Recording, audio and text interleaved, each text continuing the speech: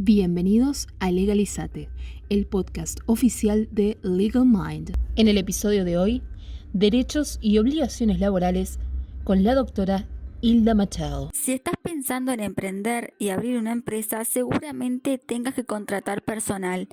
Por eso es muy importante que conozcas y tengas en cuenta determinadas cuestiones laborales.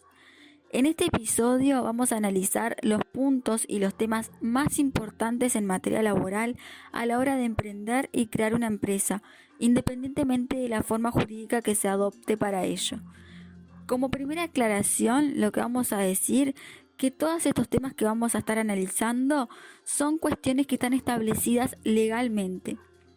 Pero cada rama de actividad, cada sector de actividad o incluso cada empresa puede, a través de la negociación colectiva y de los convenios colectivos, establecer condiciones más favorables en cada uno de estos temas que aquí vamos a presentar. En primer lugar, nos preguntamos, ¿cuándo rige el derecho laboral? El derecho laboral va a regir cada vez que exista una relación de trabajo, una relación laboral.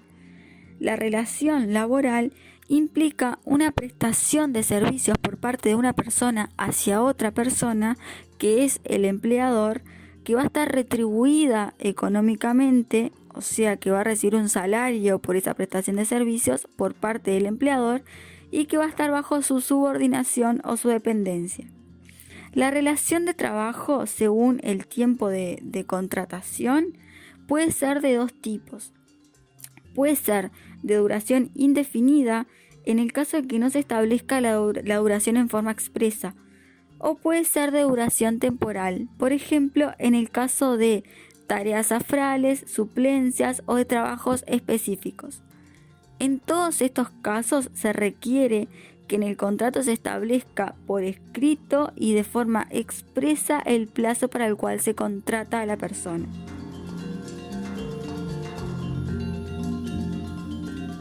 Otra forma de contratación es el contrato a prueba. En forma general se ha admitido por los jueces de nuestro país que el periodo de prueba es de 90 días y también se ha admitido por los jueces que durante este periodo de 90 días el despido no genera indemnización al trabajador que está en este periodo de prueba. Otra forma de contratación muy importante es la contratación de jóvenes en casos de pasantías o de becas.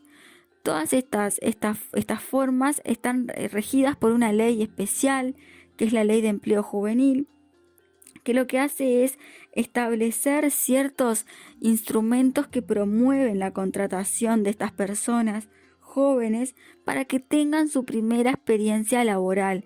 Y lo que recibe la empresa son ciertos estímulos o beneficios para que se produzca esta contratación de jóvenes, que pueden ir desde subsidios en los salarios o también ciertos beneficios de publicidad para la empresa.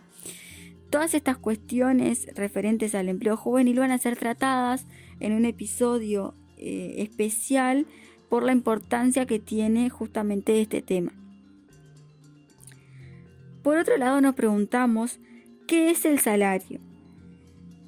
Se entiende por salario a la remuneración fijada por un empleador a un trabajador en virtud de una relación de trabajo, como la contraprestación a la tarea o al servicio que brinda este trabajador en una relación de trabajo.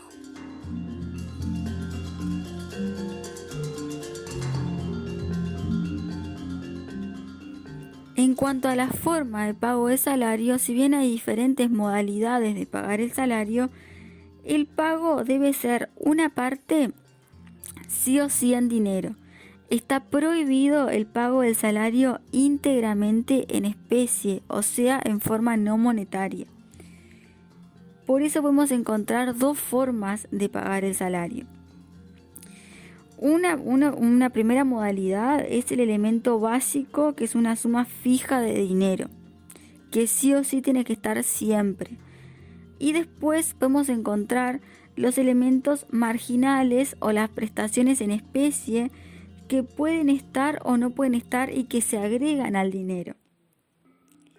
Estas prestaciones en especies a veces están previstas por leyes específicas o por convenios colectivos, y otras veces dependen de la propia contratación que se hace con el trabajador. Los ejemplos de estos elementos en especie pueden ser los tickets de alimentación, las comisiones, la vivienda y demás. Otro tema muy importante dentro del salario es cómo se protege al salario. En todo lo que tiene que ver con las retenciones al salario, hay un principio en el derecho laboral que es la prohibición de que se retenga del salario sin una autorización legal, y además se requiere siempre el consentimiento expreso del titular para que se practique la retención, salvo que se trate de una retención, por ejemplo, por pensión alimenticia, o por retenciones que están fijadas por ley. Existe un orden de prioridad a los efectos de realizar la retención, que va en primer lugar todas las retenciones que hace el Estado por impuestos, IRPF y demás. En segundo lugar, las retenciones que hace BPS para la jubilación. En tercer lugar, las que mencionábamos, las pensiones alimenticias decretadas por un juez. En cuarto lugar, las retenciones que se hace por servicios de garantías de alquiler, por ejemplo ANDA. Pero sí o sí siempre se tiene que respetar este orden de prioridad establecido legalmente a los efectos de realizar las retenciones. Y siempre respetando un mínimo intangible. Esto es, un mínimo intangible quiere decir que siempre hay una parte del salario que no se puede retener.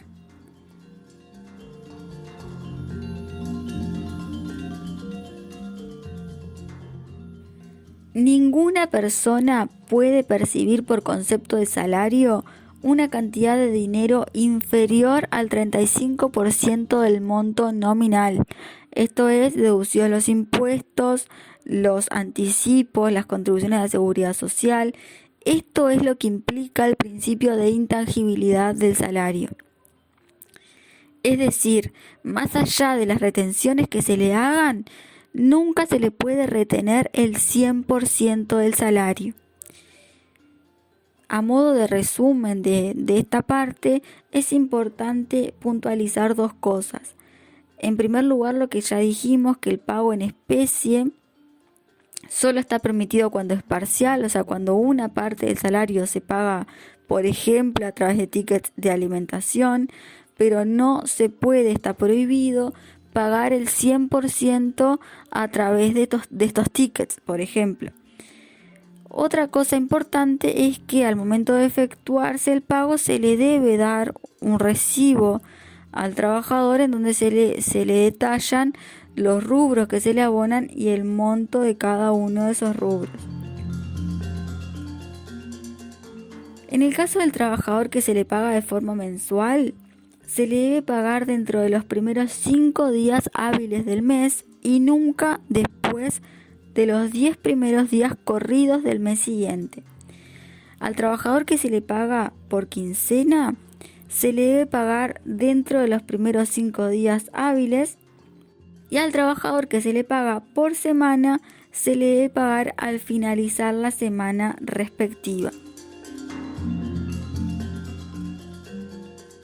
El aguinaldo es el monto equivalente a la 12ª parte del total de las remuneraciones de los salarios en dinero que paga el empleador. El aguinaldo debe ser abonado una vez al año, pero el Poder Ejecutivo puede resolver, y de hecho lo hace, que se pueda pagar en 2 etapas.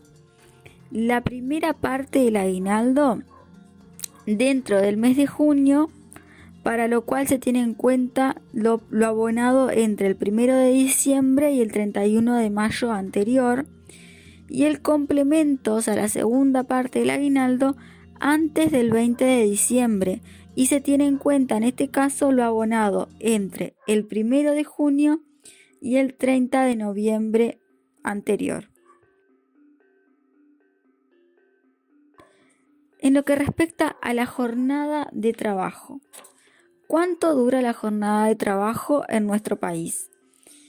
En este punto, la ley establece un doble límite para la jornada de trabajo. Encontramos un límite semanal que establece que el trabajo efectivo no puede durar más de 48 horas semanales en el caso que nos encontremos en el sector de industria y no puede durar más de 44 horas semanales en el caso del sector comercio. Pero además tenemos un límite diario que establece que el trabajo efectivo no podrá durar más de 8 horas diarias. Si bien existen determinados casos especiales para determinadas actividades o sectores, este es el régimen general, tanto para la industria como para el comercio. Luego encontramos las horas extras. ¿Qué son las horas extras? Las horas extras son todas aquellas horas que superan la jornada convencional de trabajo establecido por ley, por convenio colectivo o por acuerdo de partes. La hora extra debe ser remunerada con un recargo del 100% sobre el valor correspondiente a la hora de trabajo realizada en el día hábil o común o laborable. Si la hora extra se realiza en un día inhábil o en un día de descanso, este recargo será del 150% sobre el valor de la hora del día hábil.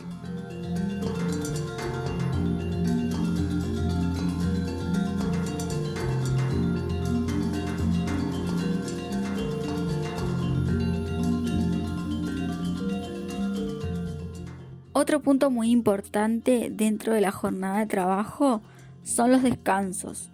El trabajador tiene derecho a un descanso intermedio durante la jornada laboral y a un descanso semanal. El descanso intermedio es el que corresponde gozar durante la jornada de trabajo y la duración puede ser de media hora o de 2 horas y media según la actividad. Según cómo se determine este descanso intermedio, vamos a estar frente de jornadas de trabajo continuas o discontinuas. ¿Cuándo la jornada de trabajo es continua? Cuando el descanso es de media hora y se considera como trabajado a los efectos de generar el salario, o sea que es un descanso pago. ¿Cuándo es discontinua? Cuando el descanso es de 2 horas para el sector de la industria y de 2 horas y media en el caso del comercio. También puede ser de 1 hora, tanto en el caso del comercio como en el caso de la industria, pero esto debe acordarse entre el trabajador y el empleador. En este caso, el tiempo de descanso no genera salario, o sea que no es pago. Algo muy importante a tener en cuenta es que el descanso intermedio debe ser gozado por el trabajador no más allá de la 5ª hora de trabajo en la industria y de la 4ª hora de trabajo en el comercio. O sea que no pueden pasar más de 5 horas de trabajo sin descanso en el caso de la industria, ni 4 horas de trabajo en el caso del comercio. También, como lo venimos diciendo, son cuestiones generales, pero pueden haber cuestiones especiales de descansos intermedios en determinada actividad de trabajo. El descanso semanal es obligatorio para todos los trabajadores sin excepción. La duración del descanso semanal es diferente según el tipo de actividad. Las actividades o el sector industrial tiene 2 opciones de descanso. En primer lugar, el descanso dominical, o sea, el descanso en el día domingo, o el descanso rotativo. Se descansa un día luego de 5 días de trabajo. Para el sector de comercio, el descanso comienza a mediodía del sábado. Esto sin perjuicio de que puede existir la posibilidad de que, en un acuerdo con los trabajadores, puedan las horas del sábado redistribuirse en el resto de la semana de trabajo, siempre que la jornada diaria no supere las 8 horas diarias de labor, como lo dijimos anteriormente.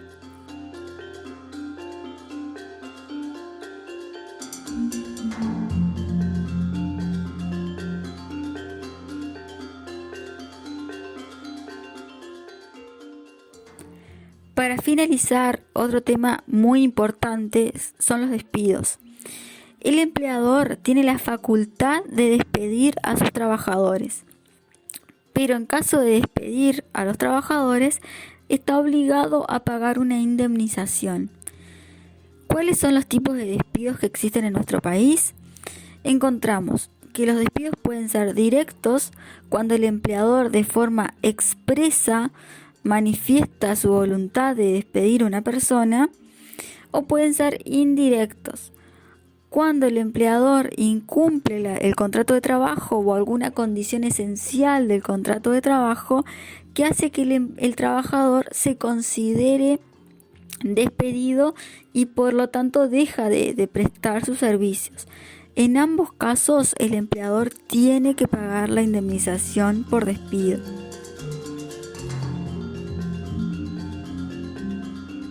Ante un despido, se genera la obligación de indemnizar al trabajador en función del tiempo que ha durado la relación laboral. Hay ciertos trabajadores que están excluidos del derecho a la indemnización, que por ejemplo es en el caso de aquellos trabajadores que han incurrido en alguna notoria mala conducta, o sea que han tenido determinados comportamientos graves, por lo cual se hace imposible mantener el contrato de trabajo y por eso el empleador los despide. En estos casos no se genera derecho a la indemnización por despido. Y también hay otras formas de contrato que no generan la indemnización por despido, por ejemplo, las formas de contrato con plazo, no permanentes, transitorios y demás. La base del cálculo para determinar el monto de la indemnización va a depender de la forma de contratación, o sea, va a depender si se lo contrató de forma mensual o de forma jornal. Además, esta base se verá aumentada por todas las incidencias o los beneficios salariales que tenga el trabajador. Determinado el monto de la unidad al trabajador con remuneración mensual, le corresponderá una unidad por cada año o fracción de actividad con un tope de 6 mensualidades. En el caso del trabajador jornalero, la antigüedad a efectos de determinar la cantidad de jornales que le corresponden como indemnización se calcula teniendo en cuenta el día del despido hacia atrás, año a año. La cantidad de jornales realizados en cada uno de los años durante el periodo que haya trabajado y teniendo un tope de indemnización que en todos los casos es de 150 jornales. Si te gustó este episodio, dale like y compartilo con tus amigos. No olvides suscribirte en nuestros canales de Spotify y YouTube. Por consultas o sugerencias, seguinos en redes instagram.com/legalmindabogados o en nuestra página web legalmind.com.uy.